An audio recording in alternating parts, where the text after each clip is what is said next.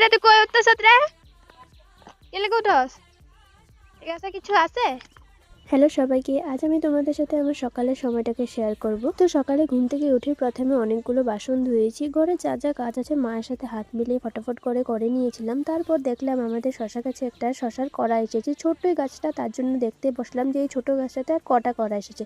আর এই যে এটা আমাদের কাঁঠাল গাছ। আমার কিন্তু পাকা কাঁঠাল খেতে একদমই ভাল লাগে না, যা খাই ওই কাঁচা কাঁঠালের সবজিটা একটু খেতে ভালোবাসি। এবার সকাল সকাল স্নান টান করে নিয়ে বাড়ির পুজোটা শেষ করে মায়ের সঙ্গে চলে এলাম আমাদের পাড়ার মন্দিরে পুজো। আমার মা প্রতি শনিবারে সেখানে পুজো দিতে যায়। আমি সবসময় যেতে পারি না, কিন্তু আর সময় ছিল তাই মায়ের সাথে গেলাম। সেখানে গিয়ে প্রথমে মাকে প্রণাম করে নিয়েছিলাম, তারপর এখানে একটা ভাগবত গীতা পেয়েছিলাম, সেটাকে একটু পড়লাম।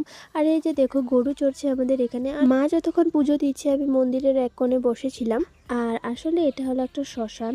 তো কালী মাকে প্রথমে পুজো দিয়ে নেবার পর আমরা চলে গেলাম ওই যে বট গাছের তলে ভোলে বাবাকে পুজো দিতে। আমি গিয়ে প্রথমে ভোলে বাবাকে প্রণাম করে নিয়েছি, তারপর মায়ের দিকে মায়ের মতো করে কিছু সময় বসে পুজো দিচ্ছে। আর আমি এদিক সেদিক ক্লিপ নিচ্ছিলাম, কারণ তোমাদের সাথেও তো শেয়ার করতে হবে। আর আমার এখানে পরিবেশটা খুবই ভালো লাগে, খুবই শান্ত জায়গা, বাচ্চারা এখানে সেখানে খেলছে। এবং এই দেখো আমাদের এখানে একটা নদী, মানে শ্মশানটার নিচে একটা নদী আছে, আর ওই সাইডে একটা ক্ষেত। আমার কোনো কোনো সময় ইচ্ছে করে যে এখানে এসে সারাদিন বসে থাকি। আর একটা কথা জানো, প্রতিদিন আমি ভাবি যে কি ভিডিও করব, কি নতুন কন্টেন্ট বানাবো যেটা তোমাদের ভালো লাগবে বা লোকে দেখতে ভালোবাসবে।